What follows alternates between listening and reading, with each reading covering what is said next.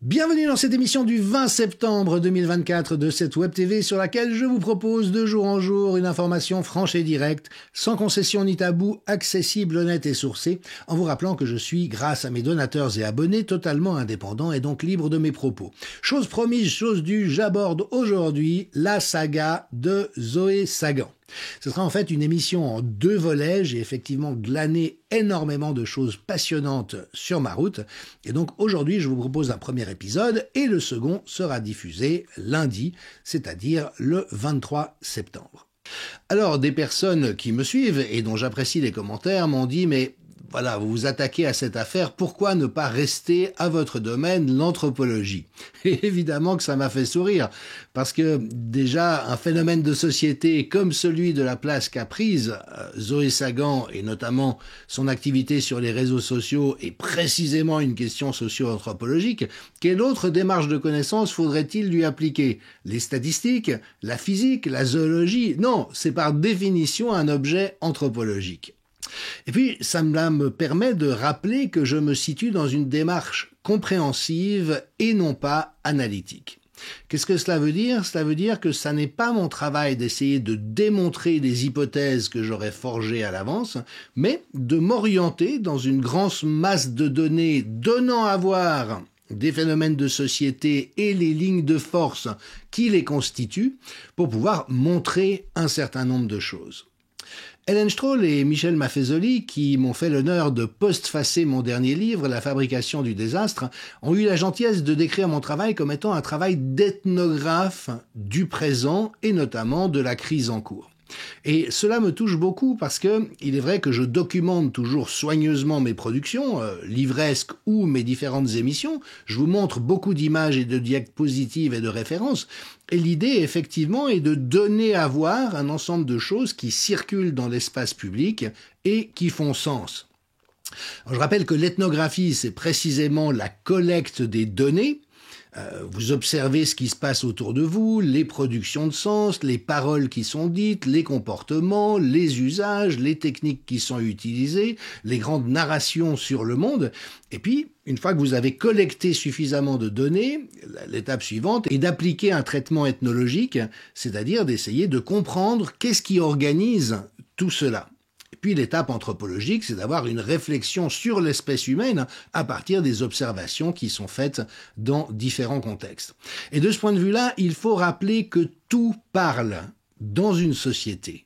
Tout est langage et tous les faits sociologiques, petits ou grands, nous disent quelque chose. Et précisément, notre travail est de décoder, de chercher à comprendre ce que cela dit. Par exemple, Patrick Provost, un remarquable professeur de l'Université Laval, s'est trouvé suspendu pour avoir fait un travail d'analyse à partir de sa compétence scientifique extrêmement élevée sur la réalité de la sécurité et de l'efficacité des injections géniques expérimentales. Et le fait d'avoir fait consciencieusement son travail à partir d'un domaine d'expertise extrêmement important a conduit à ce qu'il soit suspendu, alors qu'on a appris, dans le même temps pratiquement, que l'Université Laval de Québec, où il inscrivait son activité, vient d'autoriser le retour en classe d'un professeur qui avait été condamné pour possession de pornographie juvénile. Et vous voyez, les 2 éléments que j'évoque parlent. D'un côté, un professeur qui souligne les innombrables conflits d'intérêts d'une université qui reçoit des millions de Big Pharma, qui a produit une recherche intègre et de qualité sur un problème dont personne ne veut parler, et donc Patrick Provost, qui est en attente d'une décision finale quant à son licenciement, invite les gens que cela pourrait éventuellement questionner à prendre contact par mail avec le rectorat de l'Université Laval de Québec pour poser quelques questions quant à cette réalité. La réalité parle aussi quand Bruno Le Maire, célébré comme un héros à son départ de Bercy, en réalité n'a jamais eu aucunement la compétence que la sphère médiatico-politique lui reconnaît. On découvre maintenant que les comptes de la France ont été probablement trafiqués pour cacher la réalité du désastre, alors que déjà les chiffres qui ont été donnés officiellement sont parfaitement désastreux. Et donc ce monsieur va enseigner à l'université de Lausanne, où cela suscite quand même un certain nombre de réactions.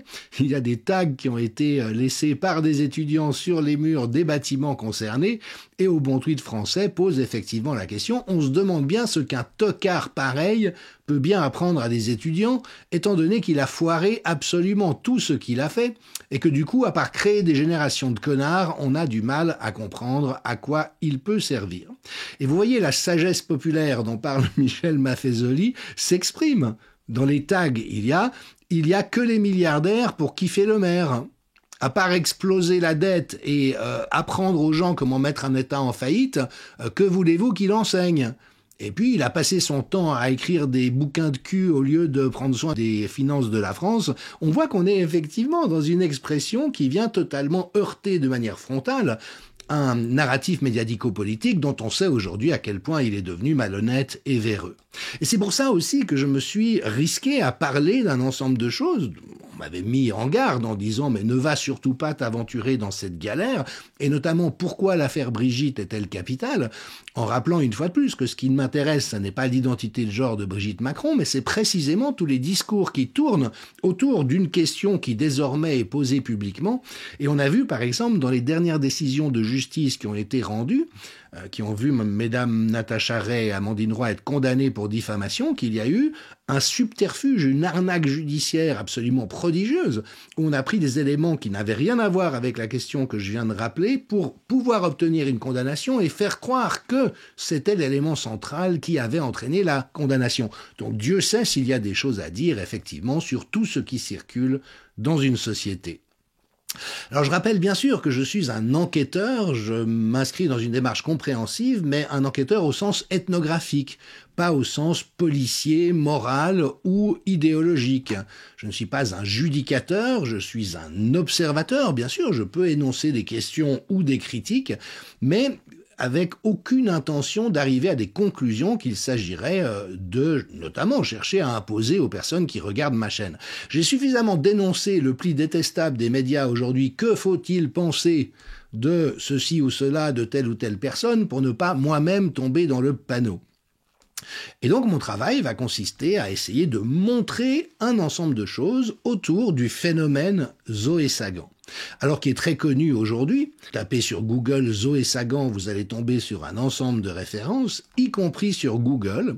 Et en fait, la fiche consacrée à Zoé Sagan, dont il faut rappeler que c'est un écrivain fictif de sexe féminin créé par un auteur qui s'appelle Aurélien Poirson-Atlan, et qui donc, sous ce pseudonyme, mais Dieu sait s'il y a eu des pseudonymes souvent dans l'histoire de la littérature, parfois cachés, comme Romain Gary et Émile Ajar, où il n'a été révélé qu'après la mort de Romain Gary qu'Émile Ajar avait été un pseudonyme sous lequel il avait en l'occurrence obtenu un second concours. Là, c'est ouvert, tout le monde sait que Zoé Sagan, tout le monde sait désormais, est en fait une création d'Aurélien Poirson-Atlan, et la fiche Wikipédia est assez complète, elle est assez bien faite, elle n'est pas particulièrement malveillante, et voyez, on dit le personnage comme son auteur sont souvent accusés de propager de la désinformation et d'appartenir à la sphère complotiste. Il y a une précaution de langage, on ne dit pas ce sont d'affreux complotistes dont il faut se méfier, mais ils sont souvent accusés de, ce qui évidemment est beaucoup plus distancié. Alors oui, Zoé Sagan a publié 3 livres, le premier Kétamine, le second Braquage, et puis récemment Suspect, avec encore d'autres productions qui sont en cours. Le premier Kétamine a reçu des commentaires de critiques littéraires assez élogieux. C'est un livre assez décoiffant mais intéressant et tout à fait dans l'air du temps. Il faut savoir que dès que Zoé Sagan s'est exprimée sur les réseaux sociaux, notamment autour du scandale de l'affaire Griveaux, je vous rappelle, c'est ce candidat à la mairie de Paris dont des sextapes ont circulé, le montrant se masturbant. Il aurait envoyé cette sextape à une maîtresse. Le mari de ladite maîtresse l'a fait circuler plus loin, c'est sorti publiquement. Et donc ce monsieur qui se faisait passer pour un père la pudeur et un moraliste a dû renoncer à sa candidature à la mairie de Paris. Et donc, ça a été évidemment un événement de la vie politique, dans le sens évidemment le moins noble de la politique, mais cela a eu des conséquences sur la carrière de Zoé Sagan, puisqu'à partir de là, j'ai envie de dire, la prise en considération de son œuvre littéraire est passée au second plan par rapport à son activisme en ligne. Et au fond, je ne vous apprends rien si vous connaissez les productions de Zoé Sagan. Il s'agit d'une démarche vraiment un peu punk, comme ça, extrêmement provocatrice, avec cette valeur fondamentale ou ce référentiel, il faut être scandaleuse pour lutter contre les scandales. Et il se trouve que, pour un ensemble de raisons que nous allons développer bien sûr, Zoé Sagan a souvent indiqué qu'elle avait des contacts à l'intérieur de certains cercles ou de certains événements, comme par exemple le fameux dîner en l'honneur de Charles III à Versailles, et Zoé Sagan avait, semble-t-il, des contacts dans la place qui lui filaient des informations sur ce qui était en train de se dérouler, et en particulier la petite histoire, celle qui nourrit les rumeurs, les gossips, et le fait de parler sur, mais en mettant en lumière un ensemble de choses qui, bien sûr, sont habituellement filtrées par la presse. Zoé Sagan a aussi été très active dans le fait de dénoncer certaines personnes qui avaient une place publique très importante en dépit de comportements problématiques et parfois franchement coupables. L'un d'entre eux, c'est bien sûr le psychanalyste Gérard Miller qui s'est donné à voir pendant des années et des années sur les plateaux télé pour décerner des bons et des mauvais points de moralité et dont il a été découvert qu'il avait abusé plus de 50 femmes sous hypnose. Et là encore, ce personnage qui se présentait sous un jour favorable, se révélait en réalité être quelqu'un qui se livrait à des choses criminelles. Et Zoé Sagan a aidé à le faire savoir, ainsi que pour l'affaire Coé, l'animateur de radio dont on a découvert, quant à lui, qu'il avait organisé, ou qu'il aurait organisé, laissons le conditionnel, des séjours à Disneyland Paris avec des mineurs de 15 ans pour obtenir des faveurs sexuelles de leur part. Et effectivement, il y a eu tout un ensemble de témoignages à son sujet qui ont pu être révélés par le canal de Zoé Sagan. Et puis, grand moment de stress au moment du Festival de Cannes de cette année, puisque Zoé a prétendu disposer d'une liste de personnes, d'adultes, mâles pour la plupart, se comportant effectivement dans une logique de prédation et d'abus sexuels sur des mineurs, comme aux États-Unis, une certaine affaire célèbre l'a révélé, et donc il paraît que les troupes entières de stars et de réalisateurs et de producteurs du Festival de Cannes ont tremblé pendant un certain temps dans l'attente de cette révélation, ce qui évidemment a conduit un certain nombre de personnes à dire il invente, il est mythomane, il ne dispose pas de la moindre preuve, mais il faut quand même rappeler qu'à l'heure actuelle, on est en train de découvrir, et notamment par ce qui se passe aux États-Unis et la toute récente arrestation de Puff Diddy, que l'entier du milieu du show business, théâtre, cinéma, musique, télévision, est tenu par du chantage sexuel et des pratiques déshonorantes de traite humaine et d'abus de mineurs, exactement comme cela avait été le cas pour l'affaire Epstein. Et vous avez des gens comme Justin Bieber qui, même dans leurs chansons, ont décrit comment ils avaient été violés dans le cadre de soirées s'étant passées chez l'énergumène en question, et que c'est une espèce de passage obligé aujourd'hui si vous voulez faire carrière. Donc, on est dans cette situation où la réalité semble dépasser la fiction, mais où effectivement, on ne sait pas exactement de quoi on peut être sûr ou non. Je vous donne juste un extrait du résumé de l'acte d'accusation. Puff Diddy vient d'être arrêté et mis en prison. Il y a de fortes chances qu'il se suicide comme Epstein avant lui, mais toujours est-il que voici la description de ce qui lui est reproché, et vous verrez qu'effectivement, ça fait froid dans le dos, d'autant plus quand on sait toutes les célébrités hyper connues, comme pour l'île d'Epstein, qui se sont succédées dans sa villa et qui étaient filmées de toute évidence dans des ébats illégaux avec des mineurs, sous consommation massive de stupéfiants, et parfois même violés après avoir été endormis par des sédatifs. Ça rappelle accessoirement une certaine affaire qui est en cours en France. Sean Combs led and participated in a racketeering conspiracy that used the business empire he controlled to carry out criminal activity, including sex trafficking, forced labor, kidnapping, arson, bribery, and the obstruction of justice. Let me say a little bit more about the charges. The indictment alleges that Combs abused and exploited women and other people for years, and in a variety of ways. As alleged, Combs used force, threats of force, and coercion to cause victims to engage in extended sexual performances with male commercial sex workers, some of whom he transported or caused to be transported over state lines. Combs allegedly planned and controlled the sex performances, which he called freak-offs, and he often electronically recorded them. The freak-offs sometimes lasted days at a time, involved multiple commercial sex workers, and often involved a variety of narcotics, such as ketamine, ecstasy, and GHB, which Combs distributed to the victims to keep them obedient and compliant. As alleged, when Combs didn't get his way, he was violent, and he subjected victims to physical, emotional, and verbal abuse so that they would participate in the freak-offs, and that Combs hit.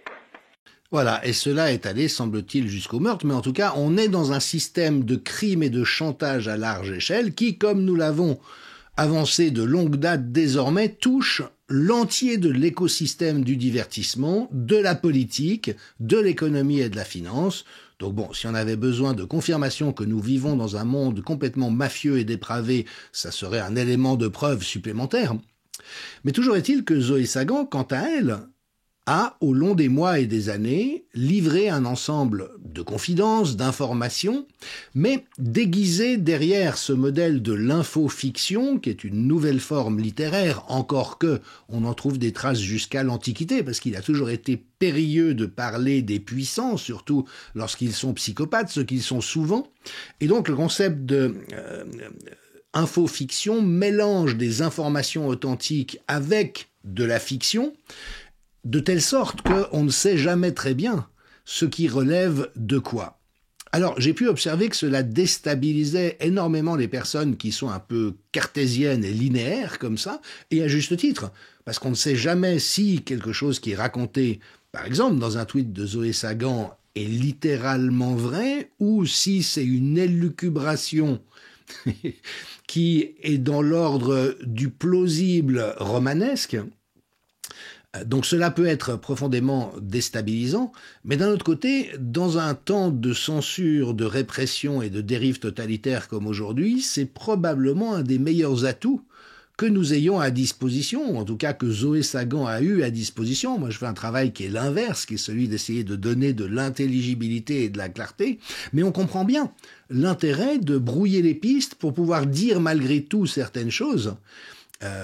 Et je pense que si le totalitarisme doit durer, comme l'ont révélé certains philosophes et auteurs bien avant moi, il va falloir que nous nous réapproprions un langage capable de transporter des vérités importantes sans les révéler ouvertement.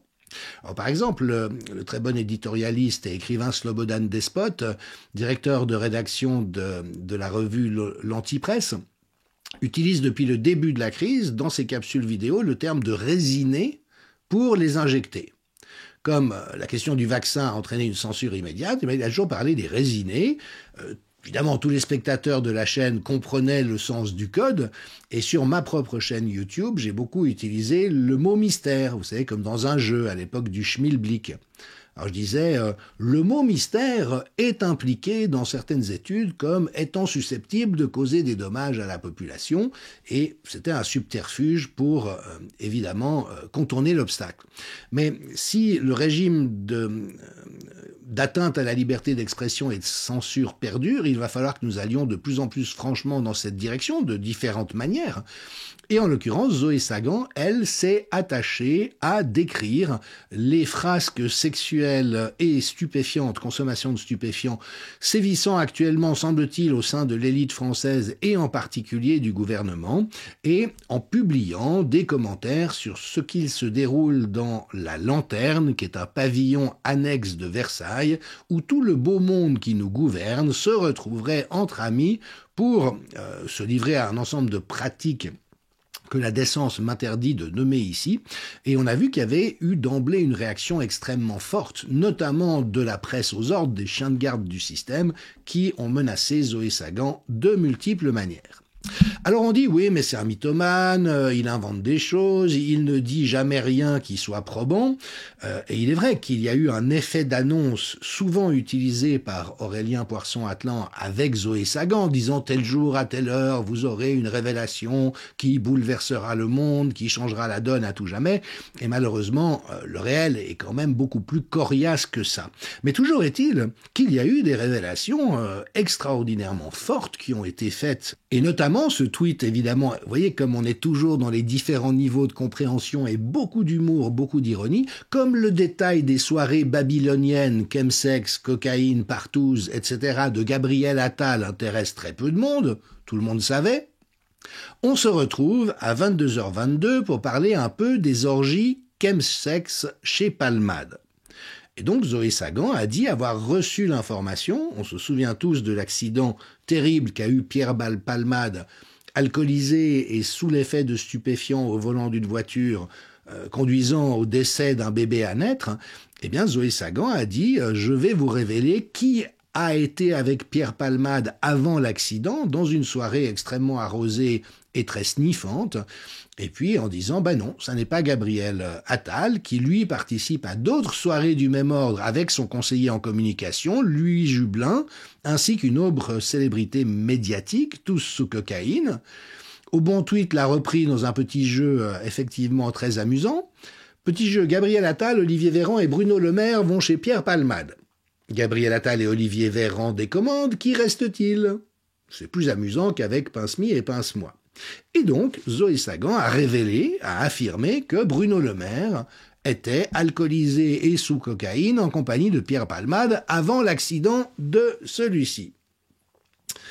Donc, vous voyez, ça n'est pas mince comme affirmation dans la sphère publique. Effectivement, si ce qui est dit est vrai, si cela se vérifiait, ce serait un coup de tonnerre qui en ajouterait encore sur l'état de déliquescence du régime. Le problème, c'est qu'aujourd'hui, ce genre de réalité peut exister. Je ne sais pas en l'occurrence si c'est du lard ou du cochon, si c'est vrai ou si c'est fictif, mais étant donné l'affirmation de Zoé Sagan, il faut quand même penser qu'elle a des éléments de preuve assez solides à sa disposition, ne serait-ce que pour faire face au risque qu'une plainte en diffamation soit déposée contre elle.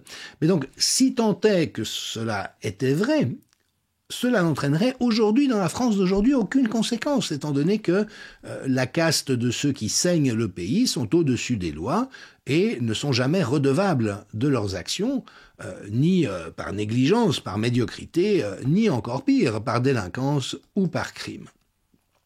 Et puis Zoé Sagan a donc beaucoup soutenu les publications, notamment de faits et documents, autour de la galaxie Macron, qui est effectivement une galaxie véreuse, mafieuse, infiltrée par les services secrets, extrêmement décadente de multiples égards, et notamment en parlant de Jean-Marc Borrello, un grand entrepreneur social, et qui a été accusé à son tour. Il est ouvertement homosexuel, ce qui évidemment ne pose aucun problème. Par contre, il a été accusé de harcèlement sexuel et donc de tirer profit de cette niche qu'il a réussi à investir, semble-t-il, avec un certain talent entrepreneurial, mais pour ouvrir la porte à un ensemble de dérives qui paraissent, hélas, assez dans l'air du temps. Et donc, de nombreux observateurs ont pu constater que lorsqu'ils transmettaient des informations à Zoé Sagan, comme ici Patrick Ledrapier, eh bien, cela avait un impact énorme. Monsieur Ledrapier témoigne du fait qu'il a fait part à Zoé Sagan d'une anecdote qui impliquait à la fois la cocaïne, Coluche, Anémone et Jacques Attali. Zoé Sagan a republié, ça a fait 300 000 vues sur X en quelques minutes. Donc c'est devenu une caisse de résonance. Et ce que dit Aurélien Poisson-Atlan, c'est qu'il a reçu énormément de tuyaux, d'énormément de sources, de gens qui espérait passer par son canal pour révéler un certain nombre de choses. On sait comment des médias auxquels cette responsabilité était dévolue dans le passé, comme le Canard enchaîné, sont devenus aujourd'hui des larbins lèche-bottes du système, et donc ça a été une voie de dérivation pour permettre l'émergence d'un certain nombre de choses. Alors bien sûr, avec aussi des affirmations très tonitruantes, Politico, qui est un grand média anglo-saxon en ligne, très respecté et respectable, très mainstream, a mis en lumière la corruption sévissant dans l'Union européenne. Je rappelle que le coût de cette corruption est de plus de 1000 milliards d'euros par an. Et ben, Zoé Sagan a publié un tweet disant « Ils vont tous tomber ». Oui, ils vont tous tomber tôt ou tard, mais évidemment que ça n'est pas dans l'immédiat. À l'époque de la manifestation des agriculteurs en colère, et rappelons que c'était le genre d'amorce d'insurrection qui aurait pu conduire à la chute du régime, si ce n'est que nous sommes aujourd'hui confrontés à des psychopathes maîtrisant parfaitement l'ingénierie sociale et surtout détenant l'entier de l'écosystème médiatique mainstream, et donc qui sont capables de tuer dans l'œuf des révoltes. Zoé Sagan, elle, à ce moment-là, a publié des tweets informant sur le fait que les services de l'État étaient vraiment très inquiets quant à l'effet boule de neige qu'aurait pu prendre cette manifestation des agriculteurs, et puis en précisant, ça c'est très très fin, c'est le tweet à gauche, que si les agriculteurs en colère voulaient que leurs revendications aboutissent très vite, ils auraient dû se donner rendez-vous non pas sur des autoroutes, mais devant les boutiques Louis Vuitton. Parce qu'en fait, c'est Bernard Arnault qui détient réellement le pouvoir en France. C'est la plus grande fortune et il est capable d'influencer tout le monde, avec en plus un profil psychologique qui va évidemment dans ce sens. Et donc, Zoé Sagan désignait la vraie cible. Et je me permets de vous redire que si vous voulez renverser le régime en France à l'heure actuelle, c'est très simple. Boycottez tout le groupe LVMH. Et tous ceux qui sont à coquiner, les Xavier Niel, les ex-Patrick Drahi, les groupes de presse, tous ceux qui participent à la dérive en cours en soutenant le couple Macron et son agenda diabolique, si on les touche au porte-monnaie par un boycott généralisé, ils sont à genoux en quelques jours. On l'avait vu avec l'enseigne Leclerc lorsqu'elle avait voulu réserver l'accès à ses supermarchés aux résinés. Et donc, tout ça pour dire que le phénomène Zoé Sagan, dans l'audience qu'il a reçue, mais aussi dans ce qu'il mettait en mouvement dans la configuration actuelle des rapports de force, n'était vraiment pas rien. Et dans un tweet datant de juin 2023, Zoé Sagan a rappelé que, étant donné la liberté de parole retrouvée sur X, si on associe tous les comptes alternatifs et indépendants, nous avons en fait une force de frappe supérieure à celle des médias mainstream. Et donc, si nous menons une guérilla informationnelle de qualité, nous avons les moyens de vraiment mettre en difficulté le camp adverse. Alors, bien sûr, j'aborderai plus loin la question de l'authenticité de la démarche de Zoé Sagan, et notamment, je n'esquiverai pas la question, est-elle un subterfuge, en fait un allié du régime, qui lance des fausses pistes pour précisément les brouiller, mais également disperser les énergies. Mais toujours est-il qu'Aurélien Poisson-Atlan a subi tout un ensemble de mesures de rétorsion, allant de blocage ou de fermeture de ses comptes, notamment sur X, à répétition, mais également de procédés d'intimidation et de menaces dans sa vie quotidienne, y compris sur son enfant, des blocages de comptes bancaires, enfin tout un harcèlement administratif caractéristique de l'État profond qui sévit dans nos différents pays aujourd'hui. Et donc il a relevé que toutes les personnes qui s'intéressaient de trop près à la vie d'avant leur rencontre, il parle du couple qui est à l'Élysée, est en danger, en grave danger. Qui aurait cru que l'ultime tabou français au XXIe siècle serait la vie secrète d'un couple composé d'une prof de théâtre amiénoise de 39 ans avec un jeune de 14 ans. Et Zoé Sagan a participé, avec d'autres bien sûr, avec Xavier Poussard de Fait et Documents, au fait d'informer Candace Owens aux États-Unis, qui a pris au sérieux les enquêtes et les documents qui étaient présentés, et qui donc publiquement a dénoncé la transition de genre dont elle est convaincue, en ce qui me concerne c'est une hypothèse de Brigitte Macron, et avec des conséquences aussi pour Candace Owens, puisque ça a été un des motifs d'un blocage de sa chaîne YouTube, ce qui quand même pour une journaliste de son envergure n'est pas totalement anodin, et donc il semble que cela dérange effectivement ceux qui sont au pouvoir de multiples manières. Alors, il se trouve que l'auteur de l'affaire Madame avait, dans son ouvrage, écrit, Emmanuel Anison, un passage sur Xavier Poussard et Aurélien Poirson-Atlan que je me permets de partager avec vous. Tout sépare les deux trentenaires. D'un côté, Aurélien Poirson-Atlan, nom d'origine juive, proche de l'avocat d'extrême gauche Juan Branco. De l'autre, Xavier Poussard, rédacteur en chef d'une revue d'extrême droite taxée d'antisémitisme. L'alliance aurait été impensable il y a 20 ans et elle leur semble évidente aujourd'hui. Ils se sont pris tout de suite au téléphone, l'un en Italie, l'autre dans le sud de la France. Même esprit rapide, même génération, même vie de papa qui emmène ses enfants le matin à l'école, avant d'aller dézinguer l'ordre établi seul devant son ordinateur.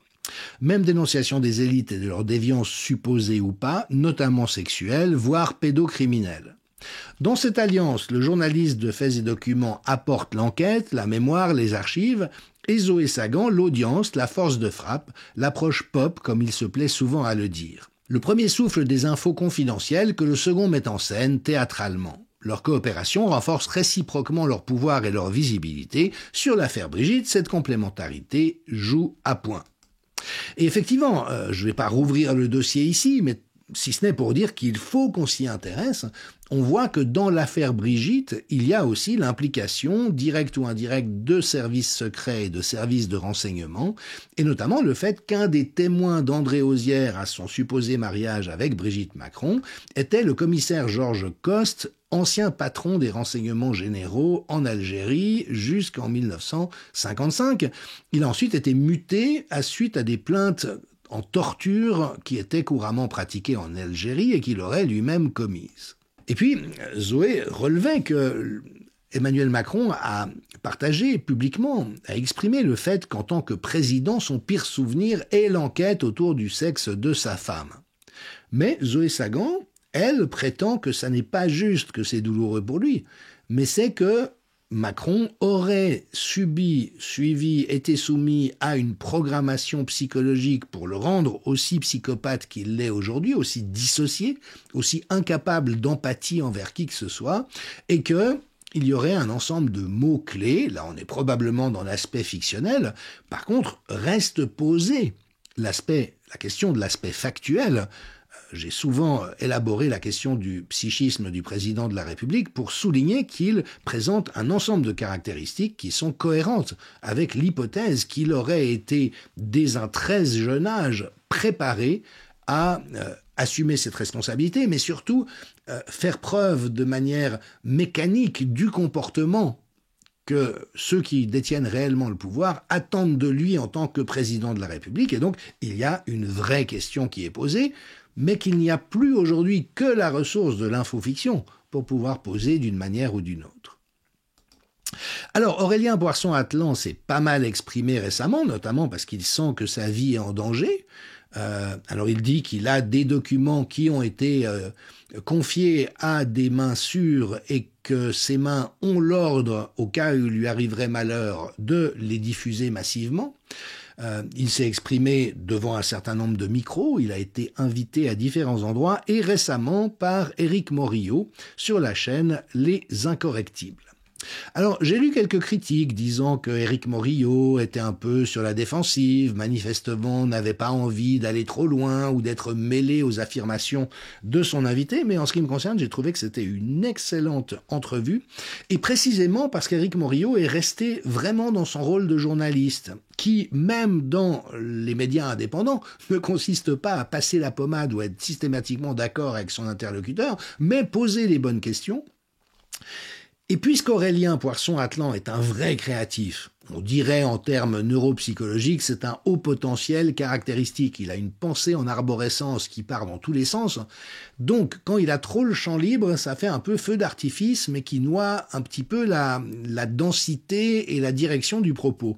Alors que comme Éric Morillo, lui, avait une fiche d'entretien qu'il a suivie de manière rigoureuse, en ce qui me concerne, j'ai trouvé que cela canalisait très bien les propos passionnants d'Aurélien Poirson-Atlan. Et donc, je vais vous passer un certain nombre d'extraits, et notamment le premier sur la manière dont Aurélien dit recevoir des tuyaux de l'entourage direct notamment d'Emmanuel Macron. T'as un informateur auprès de Macron, on m'a dit. J'en ai plein.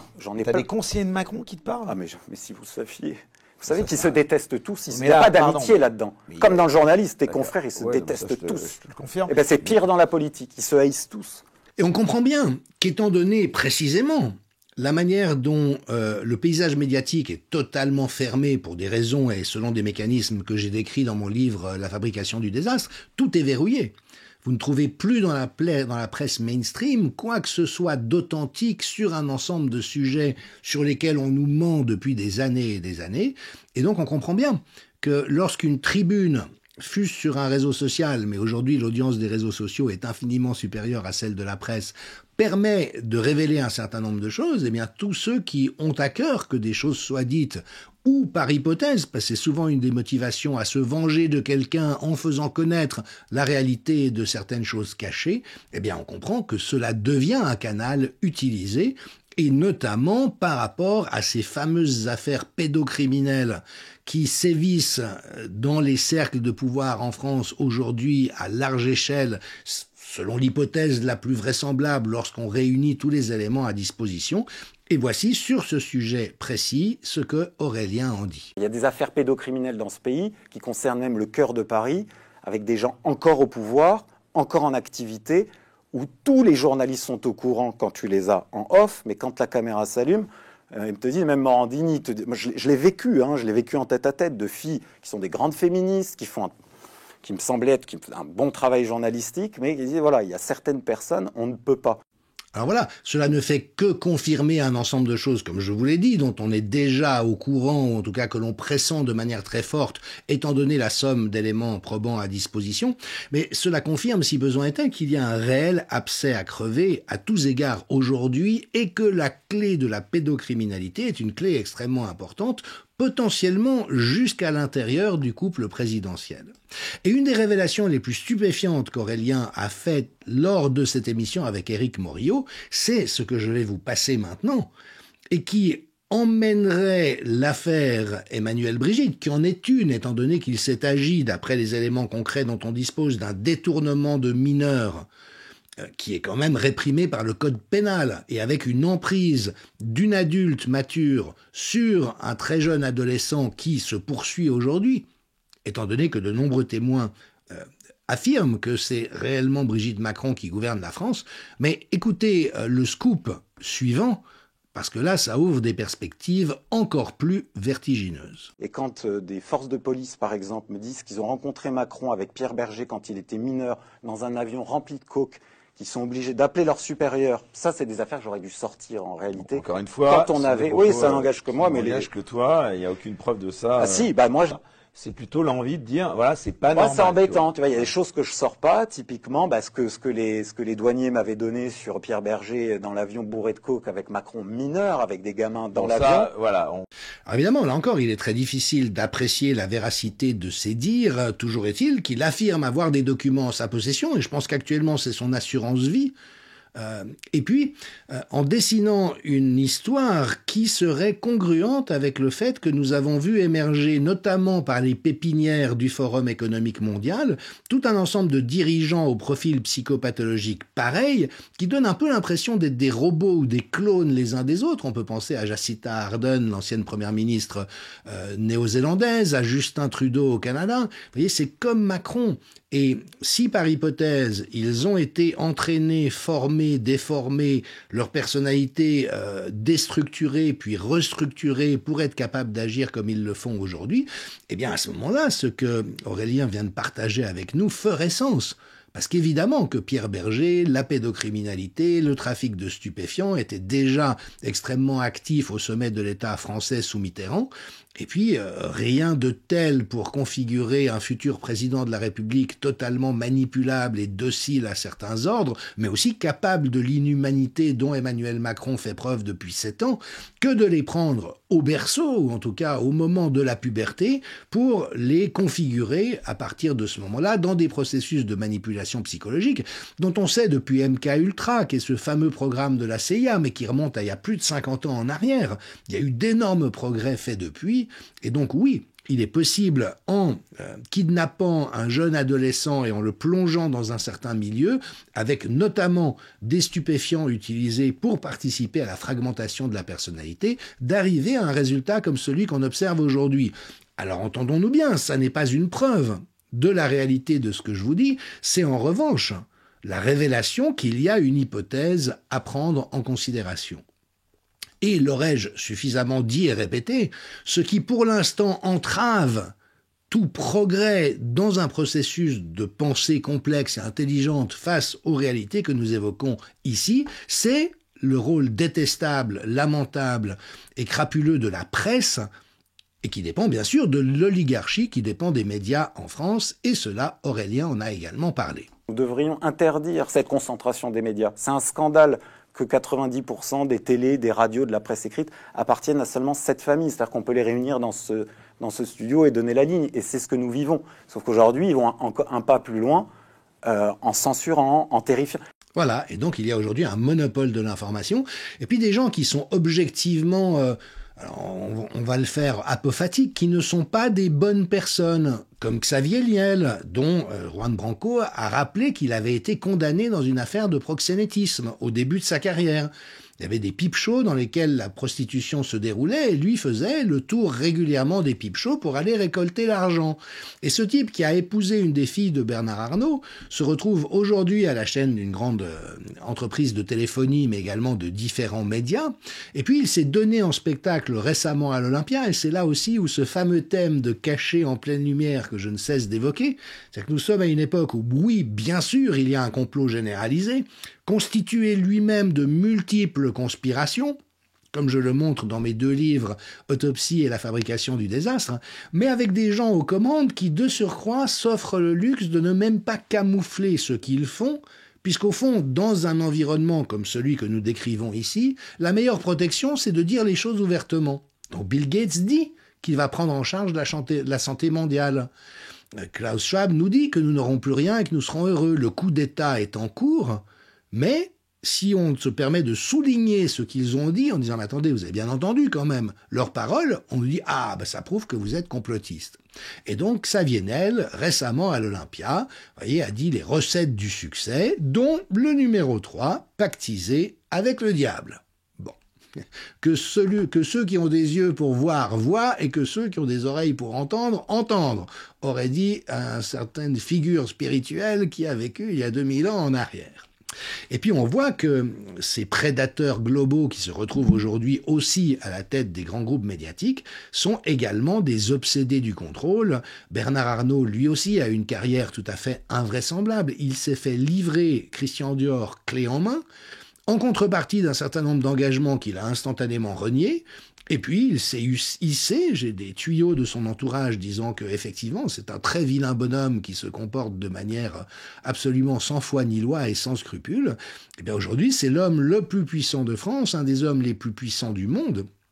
Et il vient d'envoyer aux membres de son groupe menace de licenciement s'ils se permettaient de révéler quoi que ce soit à certains médias.